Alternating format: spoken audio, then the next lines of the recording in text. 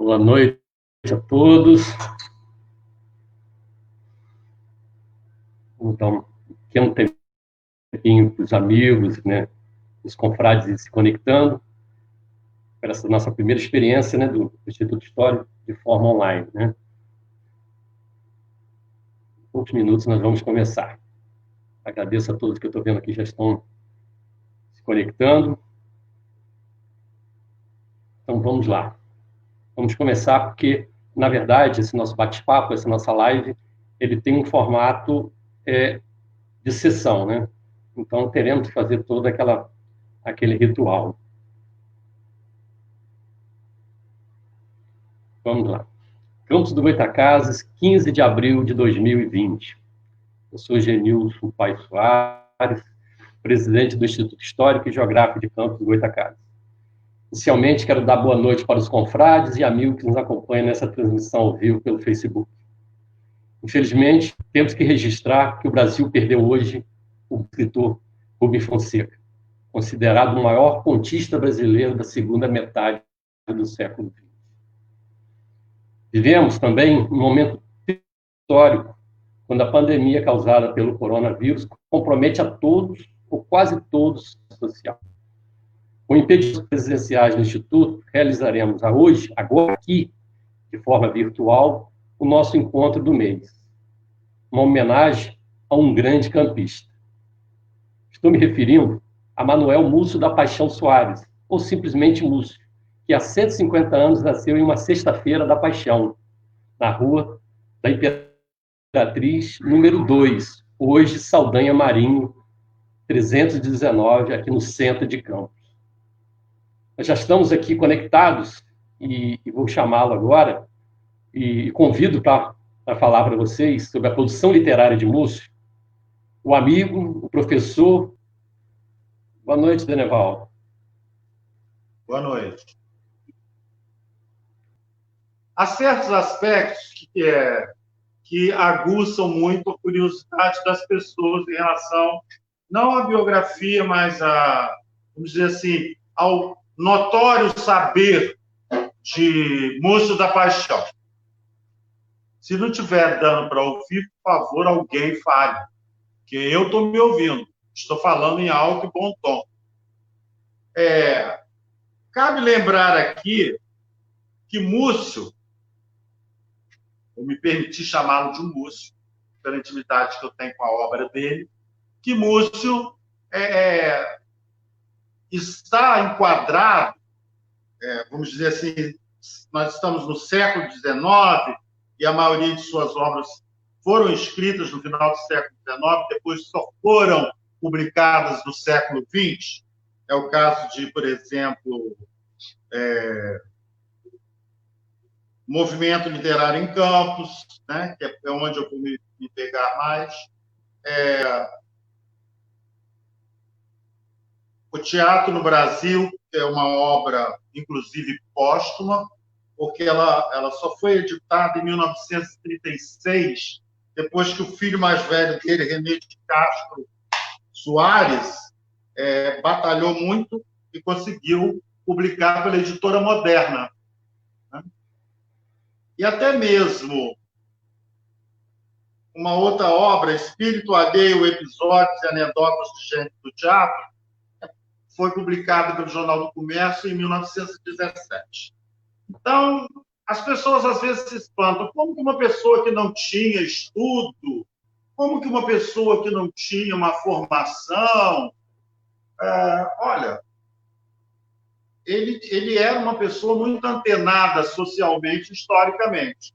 Então, nós poderíamos dizer que ele teve, à época, inclusive participou da fundação e formação do corpo docente do Liceu de Humanidade de Campos. Não é? Aquilo que hoje na USP, na Unicamp, se chama de livre docência. Você pode não ser doutor. Isso aconteceu a partir de 1970 nas universidades paulistas. Mas você faz uma prova e é considerado livre docente, ou seja, tem um grau máximo de professorado. Eu acredito que Múcio teve livre docência, o notório saber para dar aula no Liceu de Humanidades de Campos. Como que se fazia isso na época? Se fazia uma prova na Escola Técnica do Rio de Janeiro, que, se não me engano, é chamada de Celso Cove. Não é isso? Está me ouvindo? Você está me ouvindo, Genil? Bom, então, se chamava prova de proficiência. Na época, se fazia um exame, inicialmente em Niterói, que era a capital do estado do Rio de Janeiro, e depois, posteriormente, na Escola Técnica Federal Celso Cove. Na fundação do Liceu de Humanidades de Campos, que hoje ainda está aí, jogado às traças, não por livros docentes, como o Múcio da Paixão, mas traz ainda a pecha de escola pública de elite, né? O que para hoje é extremamente contraditório, porque o nosso momento histórico é outro, diferente do momento em que vivia Múcio da Paixão. Então, no teatro, muito antenado no romantismo brasileiro, suas peças foram, sim, tiveram o que a gente chama de recepção estética de Martins Pena, que foi autor de O Noviço, em 1898, era crítico teatral também, e eles tinham uma ligação. Qual era a ligação? Ambos foram, nas suas épocas, articulistas de jornal do comércio, que publicava e publicou o movimento literário em Campos, que é um dos livros, que é o livro sobre o qual eu posso mais detalhar aqui, se for o caso, que foi publicado em 1924. Então, e também a sua aproximação do maior crítico literário do Brasil na época, era Silvio Romero, que escreve a introdução de movimento literário em Campos. Então, na época, as pessoas se correspondiam com cartas. As cartas são documentos valiosíssimos para se entender. Produção, vamos dizer assim, recepção produtiva estética, que eu vou explicar o que somente vem se consolidar, teoricamente, em 1970, com 4 teóricos da Escola de Constança, que é a Universidade de Constança, na Alemanha, Wolfgang Iser, Hans Robert Jauss, Dietrich Kuhn e Alois Wellher. Então, hoje nós sabemos que o Múcio, ou os estudiosos críticos mais, vamos dizer, detalhistas, entendem que ele recebia essa recepção produtiva. O que é uma recepção produtiva estética? Olha, você tem o seu autor predileto, mas você não vai... A princípio, ele até fez isso com alguns poetas, Alves de Azevedo, Azevedo Cruz, por exemplo, que é fazer uma crítica celebratória. Hoje, se você, numa universidade, elogiar alguém celebrando, botando nas alturas, não está fazendo uma crítica imparcial. Você está dizendo, não está dizendo que o produto é bom, que o que ele escreve é bom. Você está celebrando alguém que ainda não fora levado ao mercado editorial, por exemplo, que é quem diz hoje, na realidade, quem vai publicar ou não. Né? Então, na época, ele teve dificuldade de publicar, tanto que o filho, depois, é que veio publicar a obra O Teatro no Brasil. E movimento literário em Campos não foi, vamos dizer, diferente. Por quê? Nós temos algumas questões para colocar, que é o momento histórico. Olha, Genilson, não sei se já aconteceu com você ou algum dos telespectadores aqui, comigo já aconteceu, de eu ler um livro numa época tal e 10 anos depois reler aquele livro. Então, eu leio a mesma obra em 2 momentos históricos diferentes. Então, eu diria que alguns aspectos da obra de Martins Pena, para dar um exemplo, se devem às características do teatro da época do romantismo. Foi a época que ele escreveu. Quase sempre, após a representação de um drama, era encenada uma farsa, cuja função era aliviar a plateia, vamos dizer assim, das emoções causadas pela primeira apresentação. Na maioria das vezes, as peças eram de origem estrangeira, geralmente lusitanas, portuguesas. Martins Pena, então, o que ele percebeu Ele teve que perceber, né? O momento histórico é comoção, vivência e carência. É o que me comove naquele momento, e isso depende do meu contexto, como eu estou vivendo, né? Mas a minha vivência, se eu tenho mais leitura, menos leitura, se eu tenho uma formação maior, se eu tenho mais contatos, menos contatos, e em que época eu estou. Então, é diferente eu ter lido um livro há 20 anos atrás e eu retomar a leitura hoje. A tecnologia está aí, o Covid-19 está aí. É claro que a leitura é outra. Então, isso daí é muito importante, um momento histórico.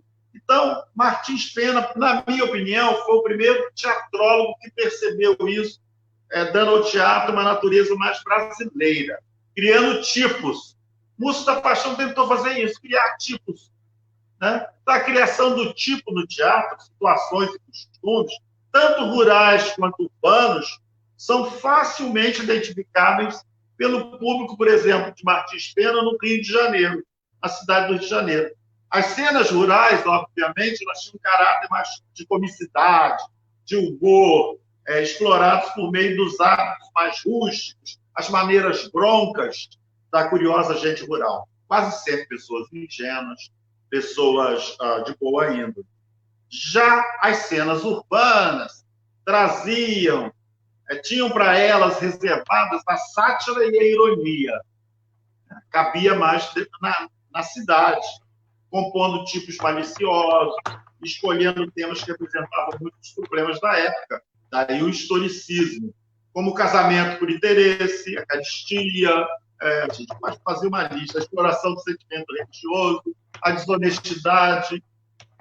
Quase nada mudou muito, né, dos comerciantes, a corrupção das autoridades públicas, o contrabando de escravos, a exploração do país por estrangeiros, o autoritarismo patriarcal, manifesto tanto na escolha de profissão para os filhos, quanto de marido para as filhas. Isso tudo ainda está muito presente na nossa vida, só que a gente lê de uma forma diferente, porque o nosso momento histórico é outro. Não é? Então, nós estamos num momento no Brasil em que o Brasil é muito rico para a gente ir até Múcio da Paixão e perceber que a cidade de Campos, por exemplo, ela não saiu muito do lugar, né? Nesses aspectos. A trama comum consiste na apresentação dos problemas e numa resolução que já foi cômica, hoje é trágica, né? Dos empecilhos e do surgimento, muitas vezes, de um final trágico. Não teríamos hoje mais um final feliz, o grande final. Então, o teatro dele é isso aí. Aceleração, nós temos hoje a aceleração do capitalismo, uma dinâmica destrutiva. É isso que eu quero dizer. Promovendo uma modernidade traidora das suas promessas. O que a modernidade nos prometeu? Não é? Liberdade, igualdade, fraternidade, enfim. Emancipação, não é? Revolução industrial acelerada, migrações forçadas do rural ao urbano, do norte, nordeste, do sul, maravilha, no caso brasileiro. Isso tudo foi prometido, ou foi feito, mas por meio... Isso é um momento de história. Então, Múcio nos apresenta um compêndio que explicita a quantidade significativa de inquietações dele próprio, né, e que estão nas obras. As inquietações de um autor são passadas pelo narrador, ou pelos narradores, ou nas Misas da Bíblia, as narrativas em abismo que ele faz. Então, ele nos apresenta um compêndio de inquietações e questões sobre temas vários, mas centrados nessa questão, que é um dos assuntos mais importantes da história literária, eu diria, e social brasileira contemporânea. Vamos estudar literatura campista. Não existe isso. Existe aqui em Campos. Então, ela é barrista e é menor. Não menor no sentido de que é ruim. Menor no sentido de que ela é uma literatura brasileira. Isso acontece no Espírito Santo, chamado de literatura capixaba, por exemplo. A minha tese de doutorado foi sobre isso. Eu derrubei esse termo capixaba. Não. A literatura brasileira é produzida no Espírito Santo, a literatura brasileira é produzida em Campos. Ué, né? E isso está presente na obra de Múcio, em questão, principalmente, nos capítulos 1 do livro Movimento Literário em Campos, na página 14, 15, 16, 17, 18, ele vai tratar, vai observar o problema, né? Não se pode deixar de lembrar que foi Roberto Schwartz, em 2000, de 1997 a 2000, porque ele teve 2 edições, quem escreveu um livro muito interessante para se ler, chamado As Ideias Fora do Lugar, sobre as condições sociais de produção do escritor no Brasil. Então, quais as condições sociais do escritor Múcio da Paixão em Campos? Ele não tinha condição. Ele tinha que ir para o eixo maior, para o Rio de Janeiro. Então, a sua amizade com o Silvio Romero, o seu reconhecimento de bom escritor, de um homem de formação, pelo Jornal do Comércio, e depois pela Fênix, quando ela foi fundada. Então, ele não era uma pessoa isolada, o isolamento que hoje a gente está... Ele vai tratar por outras questões, não, ele era antenado e com gente muito boa, né? Porque as condições sociais da produção de um escritor do século XIX, num país periférico, capaz de produzir, por exemplo, Machado de Assis, no Rio de Janeiro, Machado de Assis, para ser reconhecido, teve que ser aloirado, teve que ser europeizado. Não aparecia foto de Machado de Assis negro. Todas as fotos, ou desenhos, ou caricaturas de Machado eram o quê? Machado branco. Aí ele foi aceito. Machado de Assis vai ser reconhecido. Aí ele passou da fase experimentalista dele, escreveu o romance Memórias Póstumas de Brás Cubas, que o consagrou. Mas, em momento algum, ninguém falava que Machado era negro. Bom, Múcio da Paixão era pardo, né? Então, demonstrando o quê?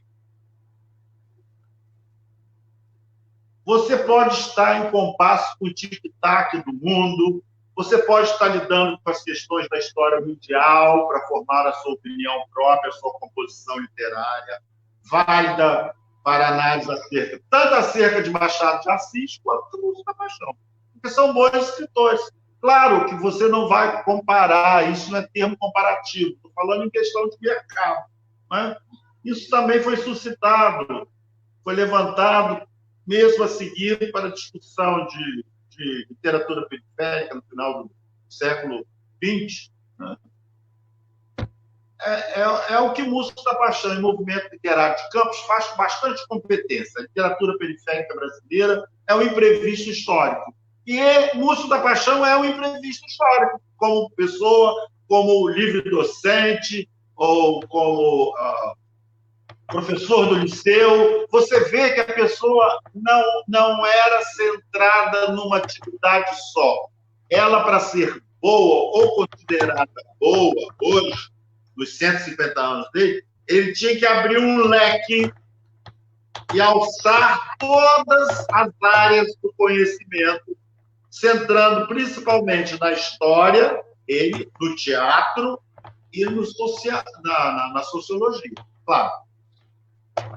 Então, hoje nós temos, em São Paulo, por exemplo, que é a capital das editoras, onde São Paulo, Paraná, né? Nós temos um eixo editorial. Paraná, São Paulo, Rio de Janeiro e Belo Horizonte. Porto Alegre já ficaria mais tarde. Nós vamos dizer que nós temos saraus na periferia de São Paulo acontecendo, né? Outros promovem vamos dizer assim, uma releitura, uma ressignificação de sentidos e visões do mundo, da periferia para a periferia, dos periféricos para os periféricos. Por quê? Múcio da Paixão já sacava, já entendia que a sociedade circundante era obrigada a estar atenta aos fatos e tinha que se repensar sempre. Esse repensar vai esbarrar aonde? na comoção. Minha vivência, minha carência, meu momento histórico. Eu posso ler um livro e chorar muito agora. Amanhã eu leio e dou risada. Porque a recepção, o leitor, é para quem se escreve um livro. Você não escreve um livro para ele ficar na prateleira. Então, e são vários os leitores, há uma gama diferente de comoções, de vivências, de carências, de histórias pessoais, de identificações, de preconceitos, de exclusões, etc, etc, etc. Não está no autor sempre, nem no narrador, está na leitura, no leitor, no verdadeiro autor da obra, que é quem lê. Eu teria isso para dizer. Agora estou aberto a perguntas e dúvidas ou qualquer coisa. Espero ter dado conta do principal, que era falar essas questões, abrir, provocar dessa maneira os ouvintes. Eu diria que em Campos, para terminar, em um movimento literário, né, no capítulo 4, A Geração Contemporânea, que ele marca historicamente pela fundação do Liceu de Humanidade de Campos, pelo lançamento da revista da Aurora, uma revista, De Apóstolo Aurora, fundado em 6 de maio de 1885. Então, o Liceu é do século XIX. Está vendo? Então, ser professor no século XIX era notório saber. Não havia nem as provas de proficiência ainda. Então, isso muita gente tem dúvida. Como que ele, com o curso primário, foi professor do Liceu. Né? A Gazeta do Povo, em 15 de julho de 86, né? No capítulo 5º, ele trata de A Tribuna, a Ciência, o Teatro e a História. O capítulo 5º é o capítulo mais interessante do livro Movimento Literário em Campos, que ele se volta finalmente, vamos dizer, para essa questão que eu expliquei antes da comoção, ao tema da mediação, como pode ser mediado a relação do autor com o leitor. Isso é uma sacação muito contemporânea do século XXI. Muita gente hoje não é lida porque o cara começa a ler e fecha o livro. Pronto, não tem empatia, não tem a recepção que o autor espera ter.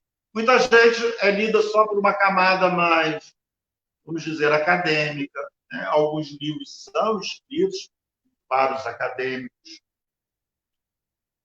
Então, esse tema da mediação, ao escrever, tem que ser... Múcio já fazia isso. Tem que ser ampliado um pouco na figura do mediador. Pode ser ele o autor ou o narrador. Né?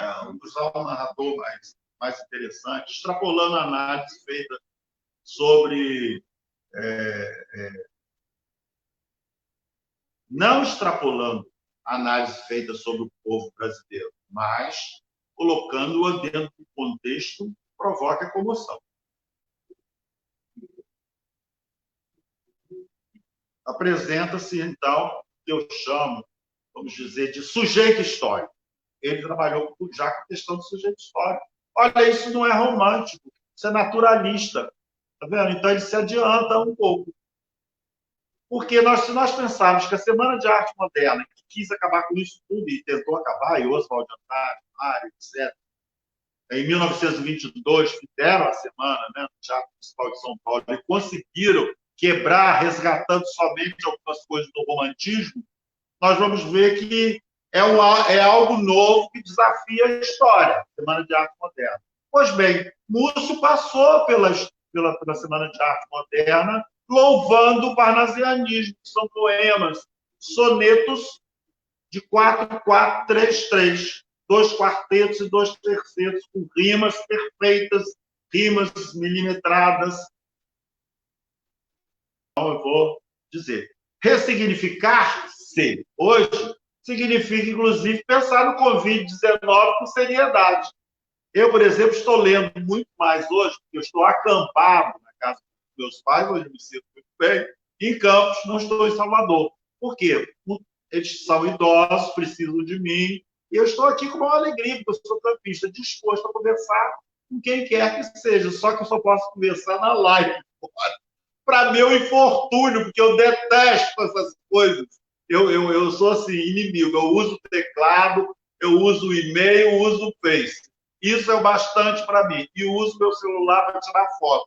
Então, eu sou um sujeito histórico, porque eu sou bem diferente. Tanto que eu, o tempo todo, tive uma certa... Não foi recusa, mas tive um certo pé atrás com esse nosso momento hoje. Nós tivemos que ensaiar, porque eu sou do teatro, eu quero ver meu rosto, tá? Minha roupinha, né? O lugar e tal. Então, com a questão do visual, de como vai sair, agora parece que está melhor, né? No final já. Olha, eu vou mostrar aqui um livro que é referência. Mosaicos de Brecht, organizado pela professora Catherine Sartingen, Mosaicos de Brecht, que é sobre a estética da recepção literária. Eu escrevi um dos capítulos dele, da editora Artes e Ciências. Quem quiser estudar mais, quem é da literatura, tem que estudar os teóricos da estética da recepção. Esse livro, Mosaicos de Brecht, é uma boa. Então, eu indico.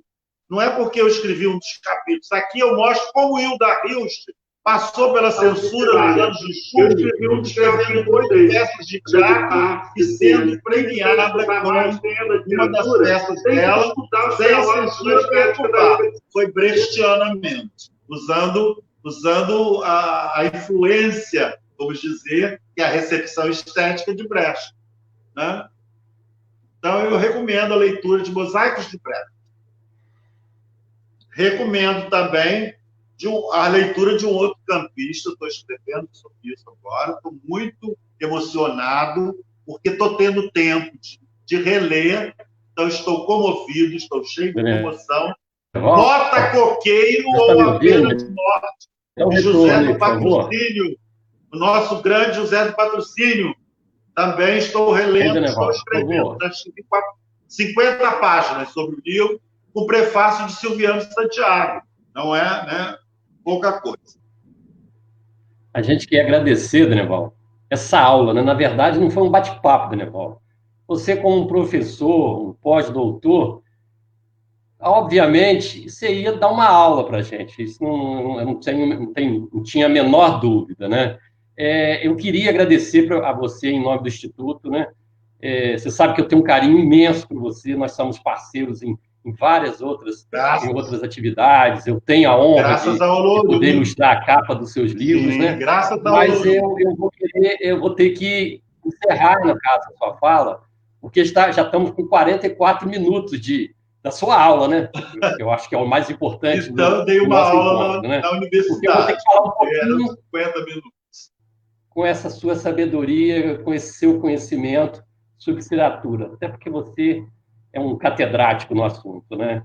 Em nome do Instituto Histórico, eu agradecer mais uma vez a sua participação, né?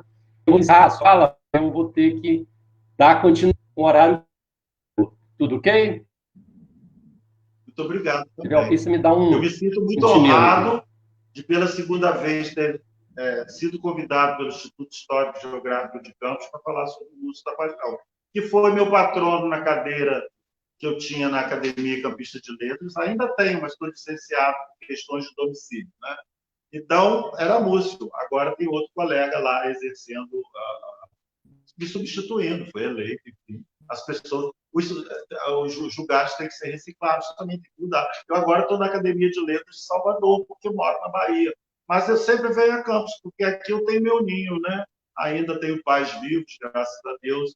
Deneval Siqueira de Azevedo, com 94 anos, e Nilza Miranda Siqueira de Azevedo, com 93, vivos, e que me dão muita alegria. Então, eu venho a Campos e também reencontro os amigos. Agora, essa questão de live, ela é porque eu sou assim, meio eu sou mais espontâneo quando eu falo ao vivo e a cores.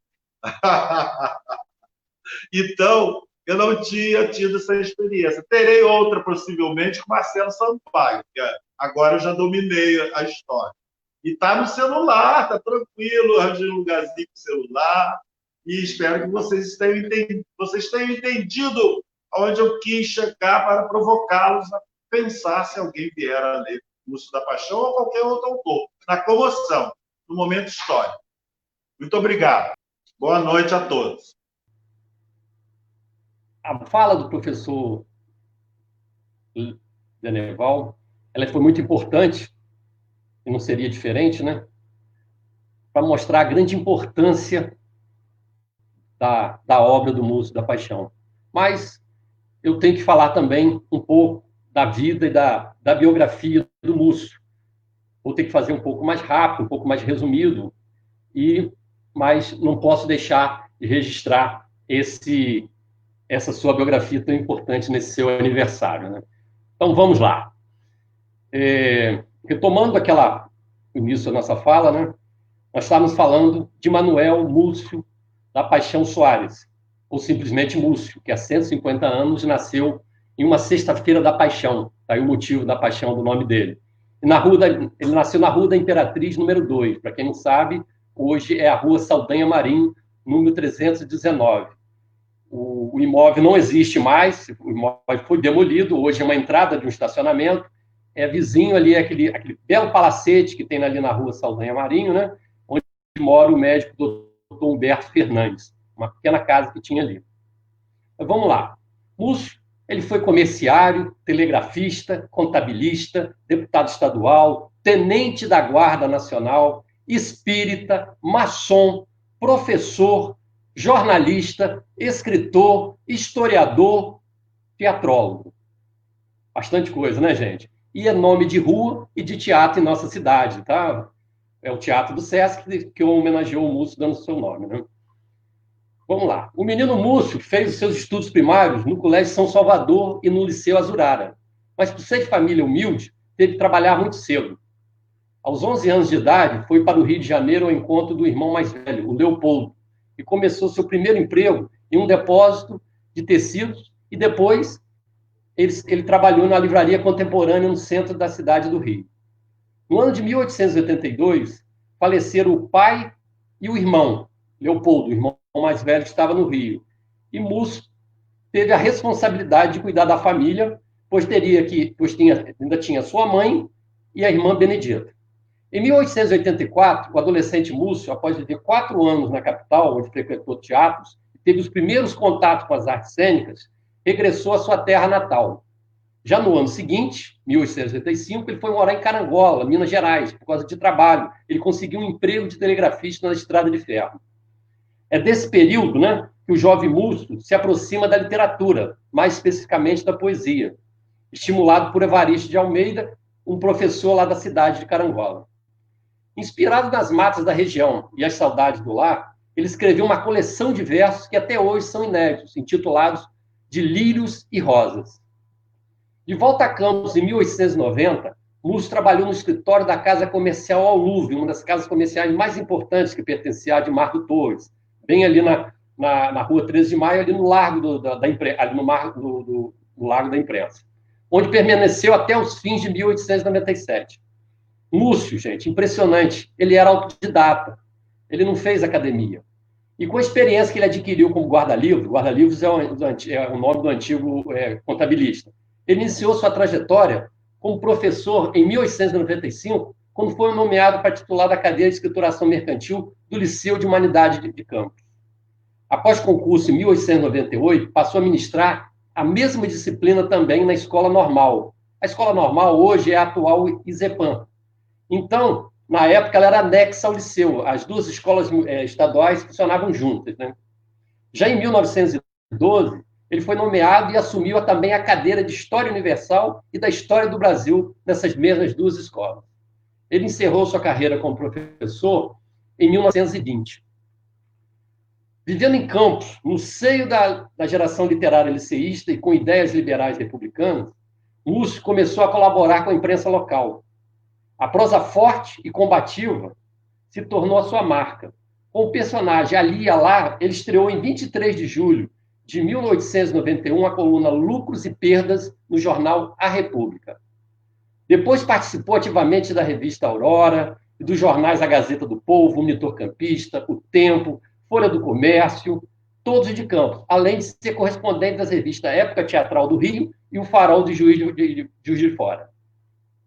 É desse período, a sua rápida experiência, aí um fato, começa as curiosidades sobre a vida de Múcio, a sua rápida experiência política partidária, porque em 1º de fevereiro de 1892, ele foi eleito deputado estadual constituinte, ele ajudou a escrever a Constituinte do Estado do Rio de Janeiro, e pelo partido que ele ajudou a fundar, que era o Partido Operário de Campos. Múcio teve 1.601 votos. Inclusive, ele foi mais votado que o irmão de Nilo Peçanha, o Alcibiades Peçanha, né? E eles eram muito amigos. Múcio tinha uma ligação muito grande com a família Peçanha, frequentava muito a chácara, né, dos Peçanhas, né, do pai do Nilo, né, o Sebastião Peçanha. Né? A partir do ano de 1900, Múcio se entregou de corpo e alma exclusivamente às letras. Publicou na revista Aurora ensaios biográficos, críticas e histórias do nosso teatro. Escreveu, adaptou e peças para teatro. A sua estreia no teatro foi em 31 de dezembro de 1899, no Teatro São Salvador, com a revista Fim do Mundo, em parceria com o colega, um amigo, Manuel Moll. Múcio tem 6 livros publicados. Cenografia, de 1905, Espírito Alheio, de 1916, Os Teatros de Campos, 1919, Tipos, Curiosidades e Esquisitices dos Homens Cérebros, de 1922, Movimento Literário em Campos, de 1924, e sua grande obra póstuma, O Teatro no Brasil, publicada em 1936, com patrocínio de Procópio Ferreira. Toda a renda desse livro foi para ajudar a casa do artista, né, que na época funciona, que eu acho que até hoje ainda funciona em Jacarepaguá. Né? E Múcio também tem mais de 24 obras inéditas e, infelizmente, a maioria desaparecida. Agora eu vou falar um pouco sobre os seus descendentes. Né? Múcio, do seu primeiro casamento com Rita de Cássia de Castro Soares, ele não teve filhos. Porém, fruto de uma relação extraconjugal, tornou-se pai de René de Castro Soares, escritor e jornalista falecido em São Paulo em 1954. Já com a sua terceira esposa, Antônia Maria de Campos, surgiram os seguintes filhos: Múcio Filho, Adelaide, Antonina, que é a mãe do nosso confrade Otávio Soares, Leopoldo e Hugo. Já em 1905, ele foi secretário do Liceu de Artes e Ofícios Bittencourt da Silva, e também da Prefeitura. Agora, eu vou relacionar para vocês, cronologicamente, a quantidade de cargos que o Múcio atuou, que ele tinha participado. Em 1909, ele foi diretor do Liceu de Humanidade e da Escola Normal. No dia 7 de setembro de 1914, Múcio tornou parte do primeiro Congresso de História Nacional, com as teses Os Teatros de Campos, João Caetano. Ele foi o nosso representante de Campos do Estado do Rio de Janeiro, com internacional americanista, onde defendeu a tese, uma tese que eu estou atrás dessa tese, eu vou conseguir, intitulada A Tribo dos Goitacazes. Olha aí o nosso Múcio, historiador. Criou em Campos, em 1917, olha só o Múcio Dax, uma homenagem ao pintor capixaba Levino Fanga, campista de futebol, em 1918. Como exímio orador, proferiu diversos discursos em solenidades na nossa cidade. Destacamos a inauguração da Ermo de Teixeira de Melo, em 1912, o busto do Barão de Rio Branco, em 1916, e o do busto de José de Patrocínio, em 1921. Ele também foi laureado como sócio fundador da Academia Fluminense de Letras, em 1917, e tomou posse da cadeira 29, em 1920, ocupada pelo médico e amigo confrade Valdemir de Bragança, que nos mandou um texto, né, muito bonito sobre Múcio. Mas já foi também ocupado por outros 2 campistas ilustres, Teófilo Guimarães e Hamilton Nogueira. Ele é patrono da cadeira 37 da Academia Niteroense de Letras. Em Campos, né, aqui na nossa terrinha, ele é patrono da cadeira 31 na Academia Campista de Letras e 41 no nosso Instituto Histórico e Geográfico. Foi sócio correspondente do Instituto Histórico Fluminense, da Academia Mineira e Baiana de Letras. E é também um dos fundadores da Associação dos Empregados do Comércio de Campos. Foi presidente do Centro Fluminense de Imprensa, na década de 1920, né? O embrião do que viria a ser depois a Associação de Imprensa Campista. Seu último emprego foi na empresa teatral de Pascoal Segreto, em 1926, ano que faleceu de infarto na madrugada de 23 de dezembro. Múcio tinha 56 anos e estava na sua residência na Rua dos Goitacazes, 260, hoje 484. Também essa casa também não existe, a casa foi demolida, hoje ali existe construído um prédio moderno, né? Agora eu faço uma pequena descrição que o amigo de Múcio, Alberto Frederico Lamego, fez. Assim descreveu Lamego: sempre trajado de negro, costumeiramente com gravata imensa, flutuante e chapelão, mole cobrindo sua cabeleira branca, a Beethoven. Contrastando com a austeridade do vestir, abriu seu maior e mais afetivo sorriso aos amigos. Assim definiu muito bem o amigo Alberto Lamego. E eu também fiz uma pequena homenagem a Múcio, escrevi um pequeno texto dizendo o seguinte: no teatro da sua vida, primeiro, Manuel deu nome ao seu personagem. Eu vou explicar por que isso. Depois, percorreu o balcão, o camarim, a coxia, até chegar ao camarote. Escreveu o seu roteiro, representou um drama e nos surpreendeu com uma tragédia. Um espetáculo inesquecível há 150 anos. Agora eu vou falar para vocês algumas curiosidades. E a primeira curiosidade que eu vou falar é o seguinte: que Múcio, um adolescente, né, em 1885, ele tinha só 15 anos, ele resolveu trocar o seu nome. Na verdade, o nome dele era somente Manuel da Paixão Soares, paixão dada pelo pai, porque ele nasceu numa sexta-feira da Paixão. Mas ele publicou no jornal dizendo que ele publicou em 10 de setembro de 1865, que a partir daquela data ele passaria a assinar Manuel Múcio da Paixão Soares. Ele incorporou o Múcio ao seu nome. Eu acredito que esse Múcio é uma homenagem, talvez, ele fez inspirado no poeta gaúcho Múcio Teixeira.